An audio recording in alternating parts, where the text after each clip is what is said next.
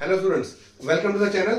अभी मैं आपके पास एक बड़ा इंपॉर्टेंट क्वेश्चन लेकर के आया हूँ। ये क्वेश्चन आपसे एग्जाम में पूछा जा सकता है कि क्योंकि आपके कॉम्पिटेंसी बेस्ड क्वेश्चंस आएंगे। कॉम्पिटेंसी बेस्ड में आपको ये डिस्टिंग्विशमेंट पता होना चाहिए कि एग्रीगेट डिमांड मार्केट डिमांड में डिफरेंस होता है। एग्रीगेट डिमांड आप मैक्रो इकोनॉमिक्स में पढ़ते हैं। It refers to sum total of expenditure planned by all the spending units on all final goods and services in an economy during the period of an accounting year.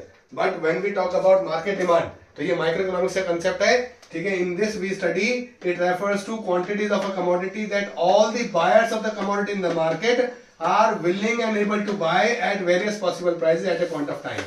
Here you need to concentrate on one thing. Here we consider a demand for one commodity only one commodity. And here we talk about all goods and services. In the same manner, when we talk about aggregate supply, it refers to the value of planned output by all the producing units in an economy during the period of an accounting year. All producing units, planned output. Okay.